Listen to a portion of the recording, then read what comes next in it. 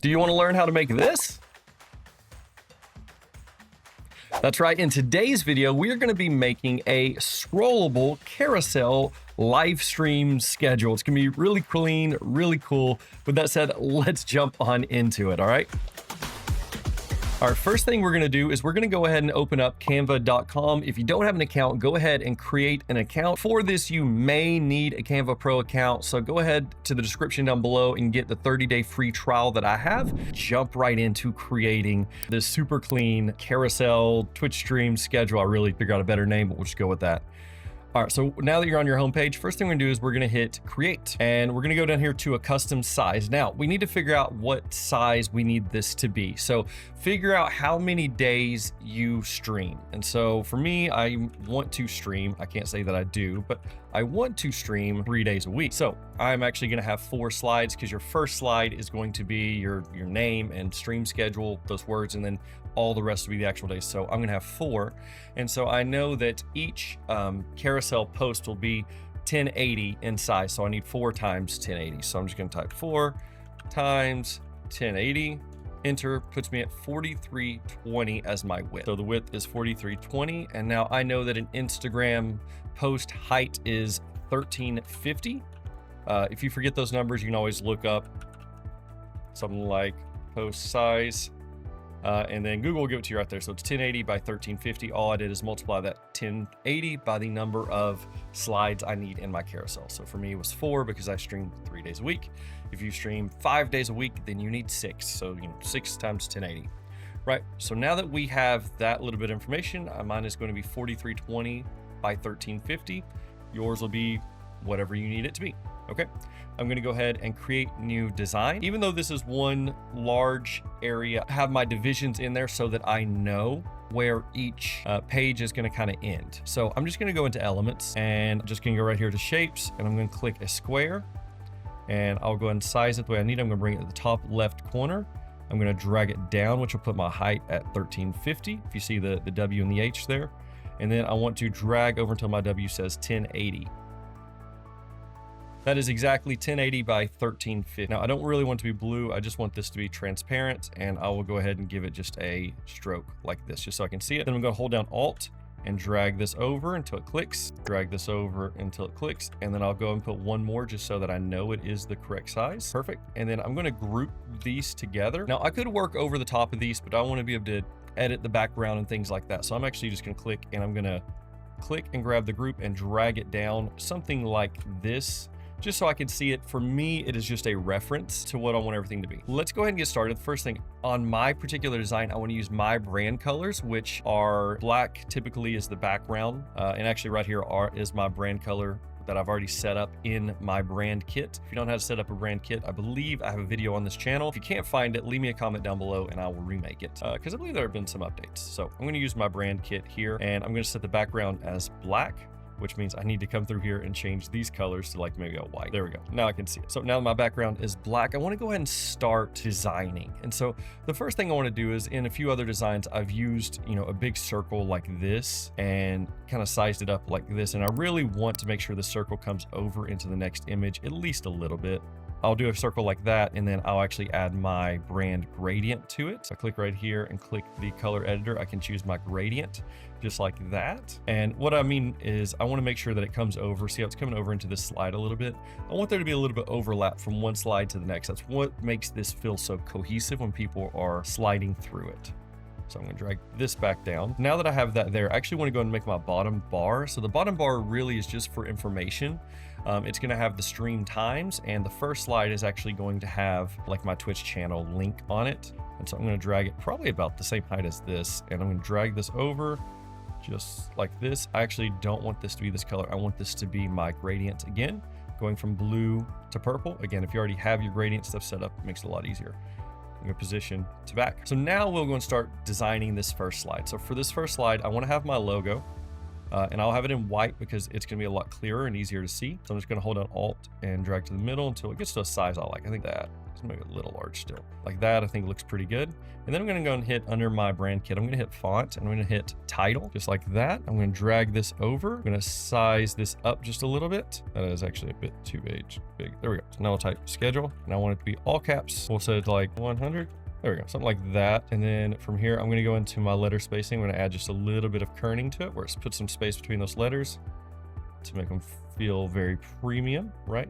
Something like this. I may drag this down something, we'll center it into the page. There we go, just something like that. You can design this out, make it as fancy as you want it to be.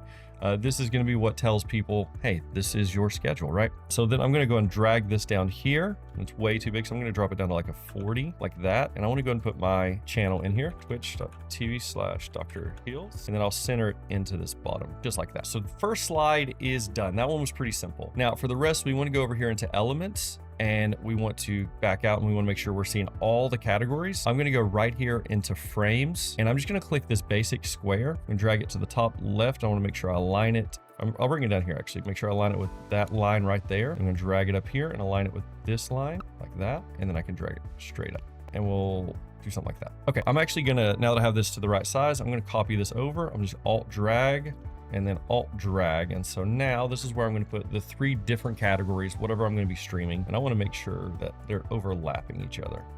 So now I want to figure out what the categories are that I'm streaming. For this example, the 3 types of streams that I've been doing is I've been doing arc raiders, I've been doing co-working streams, and I've been doing woodworking, but I think what we'll do is for one of them we'll do like Slay the Spire, because most of you guys are probably doing more gaming than crafting and woodworking, and I do enjoy some Slay the Spire. So let's go find good images. I'll just type in Arc Raiders first. For this, I'm gonna have the name of the game there, so I don't really want words in it. Like I don't want this one, but something that really kind of sells the game. Like I think this right here would be really good. But there is an image I'm looking for. Here we go, this one right here. This is like your typical Arc Raiders image. People recognize this quite a bit. And so we'll click it. I'm just going to Control V to paste it in there. Sorry, I did that fast. I right click on it and I just copy the image. I don't actually save the image to my computer. I just copy it and then I paste it into Canva and then I just drag it over the frame I want it to go in. And then if I double click it, it'll let me actually go in and kind of like edit it like this. And I think right about there looks good because I want this behind the circle, right? So I'm going to go position and I'm just going to hit send to back and there we go. So now we have that. Now I want to go and get my other images in here. So let's go ahead and we'll do like design image. I don't know. I'm just trying to figure out like something that'll work good for say my co-working type streams. I'll just kind of showcase. I had one that I found. I can't remember what I typed in to find it. Try graphic designer. It was sort of like this. It was sort of like an animated image. It'd be cool if I had time, I would make something custom like this. Oh, here we go. This is the image I used right here. So I'm just gonna right click and copy image. But looking at this, it would be pretty cool if I actually made one like this of myself and put in there. That'd be cool. Maybe in the future, that's what we'll do. But we'll copy that one that we had. I'm gonna Control V to paste it in, drag it into place right there. And then the last one we're gonna do is Slay the Spire, which if you've never played, is such a fun game. I know Slay the Spire 2 is out. I have yet to play it. But I'm looking for an image that just really showcases the game, and I think this has to be it. Has the the card up here in the middle. Anyone who plays is going to recognize that immediately.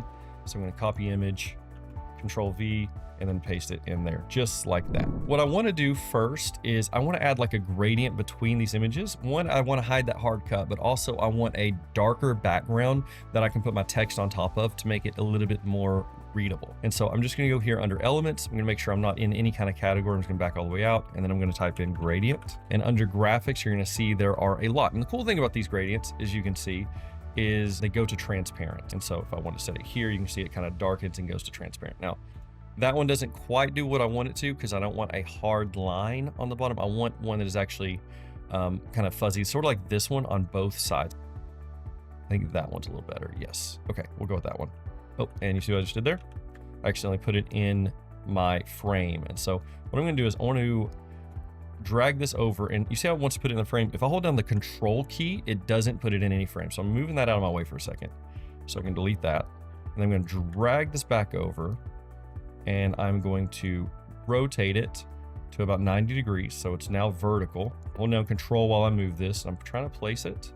I think right there looks good. And I'm going to change my color to black. And I had this thing earlier where I almost did like a gray. And so here's what we're going to do. We're actually going to adjust this more. So if you're getting something like this where it's not quite black and it just doesn't, to me, that looks dingy and dirty, we're going to click right here where it says edit. And I'm going to go down to duotone and I'm just going to click anything. And I'm going to go to my highlights. I'm going to set them to black. And then I'm going to go to my shadows. I'm going to set them to black. And now we have a true black, right? And it wants to do that. So I'm going to hold down control so it doesn't place it there.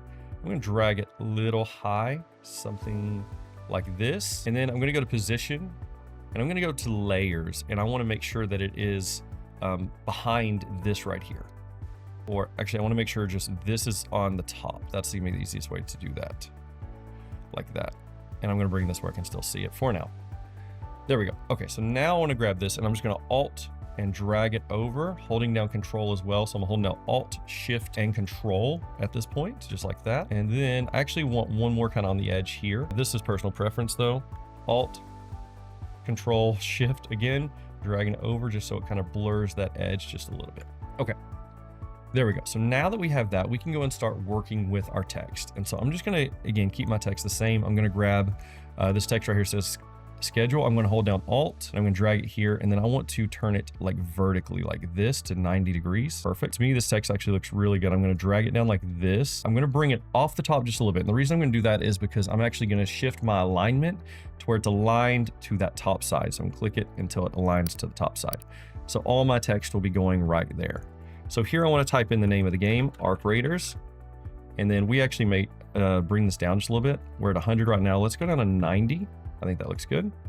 Okay, and then I'm just going to Alt and drag this over. And I'm going to do two things here. This is going to be the day of the week that we're playing it. So we're going to say, for the sake of this video, we're going to say Monday on this one. I'm going to drop that down to about 40 and I'm going to drop bold off. Okay, and then I'm going to drag it back over where it's kind of sitting right on top of it like that. And then I'm going to add a little bit more kerning to it, which is this letter spacing, something like that. I think looks really clean. Yes, perfect. Okay, so then we're just going to click both of these. We could group them together, but I'm not going to. Alt and drag them over to your next one like this. We'll put in here, this one will be, co-working. And we'll say this is on Thursday. We'll do Slay the Spire, Alt drag it over again, like that. Perfect. Slay the Spire is a little bit longer, so I'm going to drop it down to maybe about an 80. There we go, so it doesn't go down so far. And we'll say this is on Saturday.